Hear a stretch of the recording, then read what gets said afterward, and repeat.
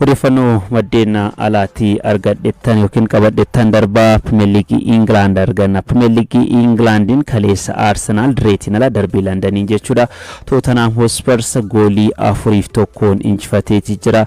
Egaa kun deeggartoota kilabichaafis akkasuma kilabichaafis boqonnaa kan ta'u qabxiin kaleessa argatani.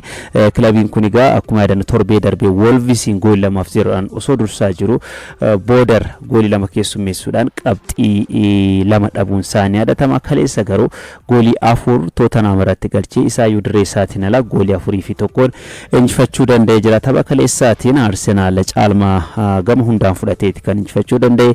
Average Eze fi Victor Koresh goolii 2-2 galchanii jiru garee Michael Artetaatiif jechuudha. Average Eze daqiiqaa 32 fi 61 irratti goolii 2 galchee jira. Taphataan kun egaa Crystal Palace irraa gara Arsenal kan makame bara kana taphoota dhaqaa galaatiin Tottenham Hotspur irratti goolii 5 galchee jira. Tapha jalqabaatiin dirree isaanii Emirates irratti goolii 3 galchuudhaan hat-trick hojjetee ture. Kaleessa dirree Tottenham irratti goolii 2 galchee jira. Tapha lamaan Tottenham irratti goolii 5 galchuu danda'eeti jira. Victor Koresh daqiiqaa 47 fi daqiiqaa xumuramee 94 irratti jechuudha goolii 4 Arsenal galchuu danda'eeti jira. Goolii tokkitti Tottenham Hotspur moomu jalaa hin baasin daqiiqaa 34 irratti Kulumaanin galcheeti jira jechuudha. Arsenal kaleessa injifachuu isaatiin garaagarummaan qabxii Manchester City waliin qabu gara 5tti bal'ateeti jira jechuudha. Kanaanis tapha tokko darbaa taphateef goorsa Arsenal tapha torbee 28 kan taphachuu danda'e jechuudha. Sanaan ala kaleessa taphoota taphataman biraatiin Champions League Liverpool direetiin ala gara City Ground malee Nottingham Forest waliin taphachuudhaan goolii 1-0 injifateeti jira. Goolii injifannoo Nottingham Forest McAllister daqiiqaa 97 irratti daqiiqaan idilee xumuramee daqiiqaa dabalataa 97 irratti goolii galchaniin gareen Arne Slot qabxii 3 argachuu kan danda'e. Kaleessa taphoota taphataman biraatiin Crystal Palace goolii 1-0 Wolves injifateeti jira jechuudha. Gusen daqiiqaa 90 irratti goolii injifannoo Crystal Palace taphataa galcheedha. Stadium of Light irratti Sunderland Fulhamin simate goolii 3-1 mo'amee jira. Gooliiwwan injifannoo Fulham Raul Jimenez daqiiqaa 54 fi 61 irratti taphaa fi penalitiidhaan akkasuma Alexi Wobin daqiiqaa 85 irratti goolii sadaffaa galchuu danda'ee jira. Goolii Sunderland Leefree daqiiqaa 76 irratti penalitiidhaan galchee garicha garuu moomu jalaa baasuu hin dandeenye.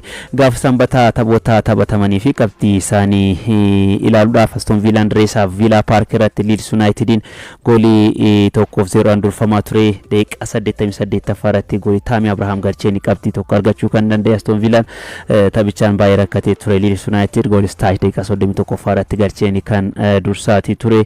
Taphni Brentford fi Brighton Hove Albion injifannoo Brighton and Hove Albion goolii 2-0 xumurameeti jira. Gomez akkasuma Welbeck gooliiwwan injifannoo Brighton galchanii jiru. Tapha sanaan rikoordiin tokko galmaa'eeti jira. James Milner taphataan sarara qarqara akkasuma sarara gidduu fi ittisa irratti taphachuudhaan beekamu waggaa 24 Premier League England keessa taphate. James Milner tapha 654 isaatiin liigichaan hiriiruudhaan seenaa haaraa katabeeti jira. Rikoordii kan dhuunfaa isaa taasifateeti jira. Kana dura tapha 653 hiriiruudhaan Gareth Bale waliin kan rikoordii walqixa qabanii amma rikoordiin kun kan James Milner ta'uu danda'eeti jira. Sanbatuma Chelsea dirree isaa irratti Burnley waliin taphatee goolii 1-0 dursaa ture. Daqiiqaa 93 irratti goolii keessummeesseen qabxii gateeti jira. Chelseadhaaf Joao Pedro daqiiqaa 4 irratti kan galchee. Wesley Fofana daqiiqaa 72 irratti balleessaa raawwateen kaardii madhaan direedhaa ba'ee jira. Fleming taphataan jedhamu Burnley walqixxeessee qabxii tokko akka argatan gargaareeti jira. Taphni West Ham United fi Bournemouth goolii maleedha kan xumurame. Manchester Cityn goolii 2-1 Newcastle United injifatee jira. Nico Reelin daqiiqaa 14-27 irratti goolii injifannoo garee Pep Guardiola taphataa galcheedha. Egaa taphataan kun tapha sanaan ga'umsa dinqiidha kan mul'ise. Keessattuu taphataan kun kana dura sarara ittisaa irratti kan taphatu ittisa bitaa irratti amma gara sarara gidduutti dhufee jira. Erga gara sarara gidduutti dhufe ga'umsa ajaa'ibaati kan mul'isaa jiru. Pep Guardiolaan taphataa ga'umsuu keessatti gaaleen isaa hin hamatamnedha. Kanas gochuu danda'anii jiru. Nico Orelin gooliiwwan inni galche taphataan kun dhuguma taphataa iddoo kanaaf isa madaalchisu ta'uu isaa kan itti mul'iseedha jechuun ni danda'ama. Premier League England kanaan har'as taphni tokko ni taphatama. Keessatti taphni har'a taphatamu kan Everton fi Manchester United walitti fiduudha. Tapha kanaan Manchester United kan injifatu ta'e sadarkaa afuraffaa Chelsea irraa kan fudhatu ni ta'a jechuudha. Qabxii 45 qaba. Amma Manchester United injifatanaan qabxii 48 sadarkaa afuraffaa Chelsea irraa ni fudhata. Amma garaagarummaa gooliitiin wal caalanii Chelsea afuraffaa Manchester United shanaffaa irratti argamu. Premier League England kana Arsenal tapha 28 taphate qabxii 61 dursaa jira. Manchester City tapha 27 taphate qabxii 56 sadarkaa lammaffaa irratti argama. Aston Villa qabxii 51 qaba. Chelsea 45 United akkasuma Liverpool qabxii 45 qixa qabaachuudhaan garaagarummaa gooliitiin wal caalanii sadarkaa afurii hamma 6 jiru qabatanii jiru. Brentford sadarkaa torbaffaa irratti argama. sadarkaa gadi keessa West Ham United, Burnley fi Wolves kan argaman ta'uu isaati jechuudha. Odeeffannoo liigota gurguddaa Awurooppaa birootti yoon darbu La Liga Spain arganna. Kaleessa Barcelonaan goolii 3-0dhaan Levante injifateeti jira. Marc Bernal daqiiqaa 4 irratti, Frank Diop 32 akkasuma Fermin Lopez daqiiqaa 81 irratti goolii injifannoo garee Hansi Flick galchaniiti jiru. Taphni Hetafe fi Sevilla injifannoo Sevilla goolii 1-0dhaan kan goolabame. Celta Vigoon goolii 2-0dhaan Mallorca injifateeti jira. Akkasuma Villarreal goolii 2-1 Valencia mo'ateeti jira jechuudha. Gaafa sanbataa egaa taphatameen Osasonaadhaan goolii 2-1 mo'amuun isaa ni beekama. Real Madrid carraa garaagarummaa qabxii gara 3-5tti ittiin bal'isu osoo hin fayyadamin hafeeti jira. Egaa amma garaagarummaan gidduu isaanii jiru kan Barcelona fi Real Madrid jechuudha. Qabxii tokko ta'eeti jira. Barcelonaan gara dursummaa liigichaatti dhufuu danda'ee jira. Qabxii 61, Real Madrid qabxii 60 sadarkaa lammaffaatti gadi bu'eeti jira. Tapha sanbataa san mo'amuu isaatiin wal qabatee gacarraa kana of jala dabarseeti jira Real Madrid jechuudha. Bundesliga Germaniin Freiburg goolii 2-1 Borussia Mönchengladbach akkasuma St. Paul qabxii wal fakkaataan Werder Bremen injifateeti jira. Heidenheim fi Stuttgart goolii 2-3 qixaanii kan xumuramanii. Serie A Genoaan goolii 3-0dhaan Torino Atlantaan goolii 2-1 Napoli AC Milan Resaratti Parmaadhaan goolii 1-0dhaan kan mo'ame. Roomaan akkasuma milkaa'eeti jira jechuudha. Qabxii hamma yoonaa galmaa'e kanaan keessattuu kan Serie A kanaan jechuudha.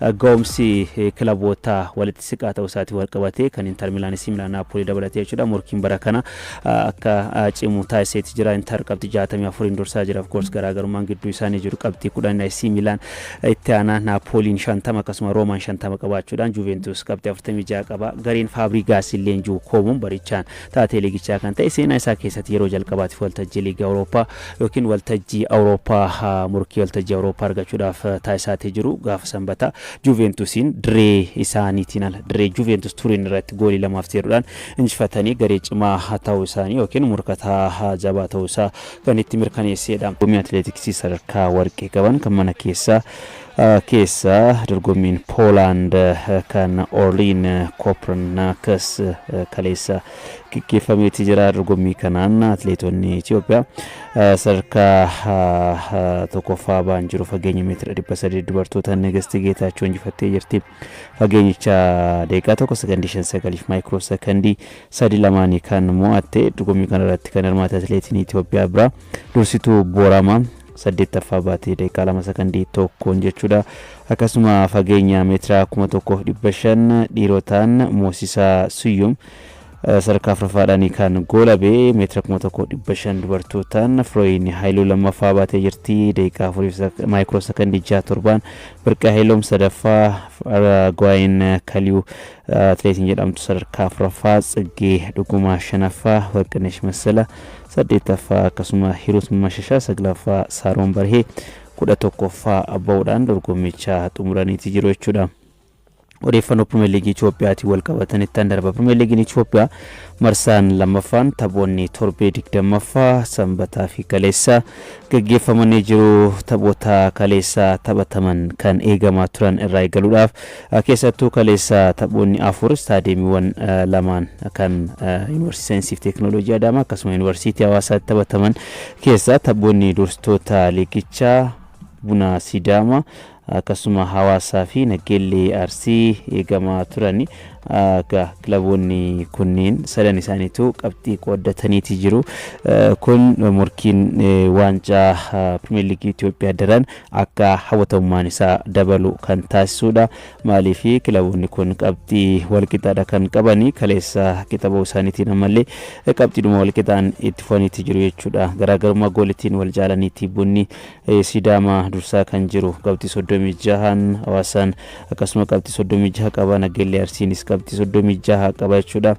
Kaleessa tapha Arbaa Mincii fi Nageellee Arsii ilaaluudhaaf taphni kun tapha wal madaalaa ture jechuun ni danda'ama. Arbaa Mincii kilaba liigichaan sadarkaa 20ffaadhaatti argamudha. Sadarkaa gadii kana keessaa bu'uudhaaf jibbaata falmachaa ture. Kaleessa Nageellee Arsiis qoraatii ture jira. Keessattuu erga gooliin irratti galee booda goolii galchuudhaaf yaaliin inni taasise boqonnaa dura milkaa'ee fi qabxii tokko argachuu dandeetti jira.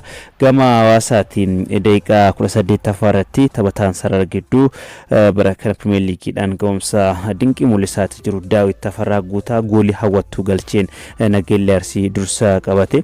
Sana booda erga goolii keessummeessaniin booda taphattoonni Arbaa Minci goolii galchuudhaaf yaaliiwwan jajjaboo taasisaa turanii jiru. Keessattuu sarara gidduu irratti olaantummaa fudhatanii taphachaati kan turanii daqiiqaa 45ffaa irratti Bafiqir Gizaachoo goolii qixxeessituu Arbaa Minci galchuudhaan Arbaa Minci qabxii tokko argachuu dandeetti jira. Taphni boqonnaa deebisee kanumaan kan goolabame tapha kanaan wal qabatee keessattuu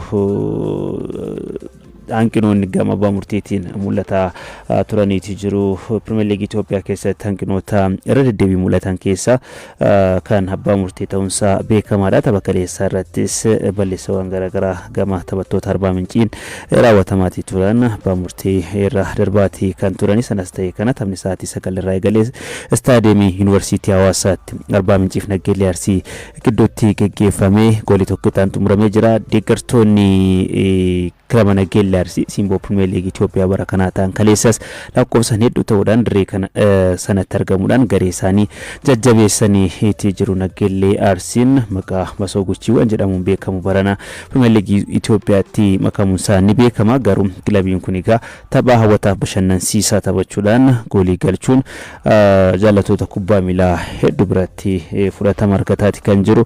Ammallee morkii waancaa keessa jiraachuusaa ga'umsi inni mul'isaati jiru namatti mul'isachuun ni danda'ama. Taphni biraa kan istaadiyeemii Yuunivarsiitii Saayinsii fi Teekinooloojii Adaamaatti taphatamee fi eegamaa ture kan dursaa liigichaa Buna Sidaamaa fi Yuunivarsiitii Walwaloo Addiigiraat gidduutti taphatamedha. Taphni kun sa'aatii 12 irraa eegaluudhaan kan taphatame. Bunni Sidaamaa taphichaan goolii hin galchine Walwaloo dabalate jechuudha. Egaa kilaboonni lamaanuu goolii maleedha kan gargar ba'anii. Kanaanis qabxii tokko argataniiti jiru. Bakka bu'aan naannoo Oromiyaa Shaggar Leensaa Haaraa jalatti tapha jalqabaa isaa goolii malee xumuree jira. Itiyoo Elektiriik waliin kan taphate Shaggar Ashannaa fi Baqqalaa geggeessuudhaan Iyyaasuu Mahara Tsaadiq Dr. Iyyaasuu Mahara Tsaadiq leensaa jalqabaa godhee muuduun isaa ni beekama. Tapha isaanii jalqabaati. Leensichi garuu milkaa'uu hin dandeenye goolii maleedha kan xumurani.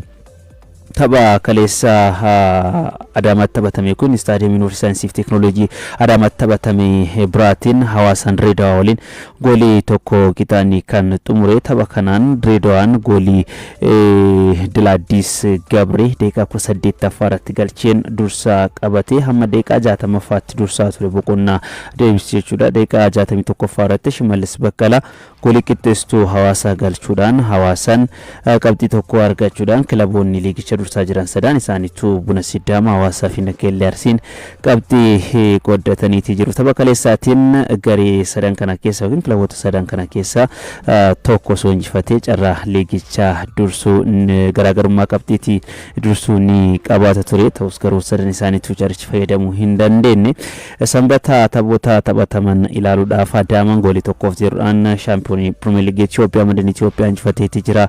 Taphichaan Adaamaan goolii daqiiqaa 61 irratti Biiniyaam Ayitam peenaaliitiidhaan galcheen kan injifachuu danda'e. Egaa Adaamaan Pirimeer Liigii Itoophiyaa bara kanaatiin garee taphattoota liigichaa muuxannoo qaban hedduuf keessatti hammateedha. Gareen kun garuu qixa eegameen morkataa kan jirre beekamaadha. Gooliiwwan inni galchus baay'een isaanii yookiin peenaaliitiidhaan yookiin immoo goolii irkuttaa dabbiirraa galchaa sanaayyuu goolii tokko yoo guddate goolii lama kan galchuu hanqina goolii galchuu akka qabuudha kan namatti mul'isu.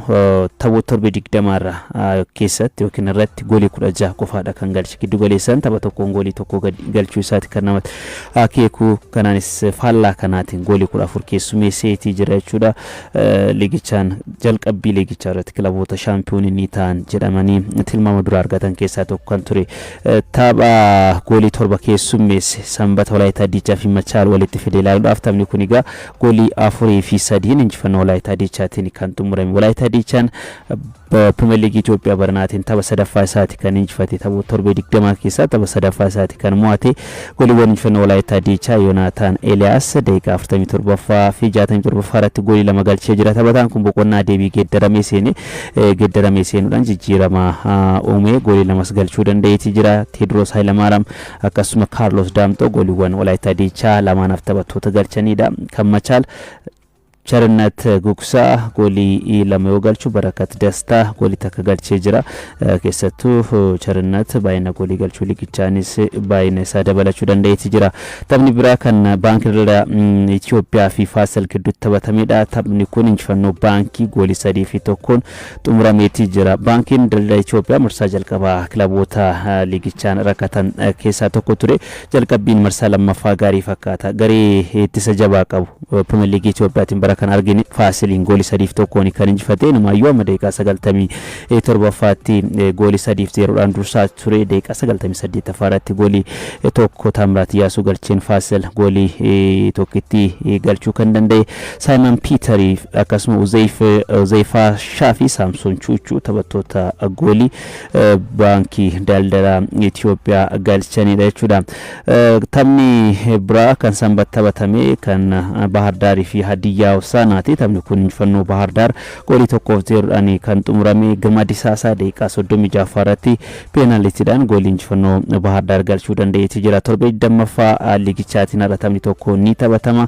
Maqalee Sabaa Indartaa fi Mirragannat Shireen darbii Tigraayin sa'aatii 10 irraa eegaluudhaan istaadiyeemii Yuunivarsiitii Saayinsii fi Teekinooloojii Adaamaatti kan taphatan tapha Pirimeer Liigii Itoophiyaa torbee 20ffaa tapha xumuraati jechuudha.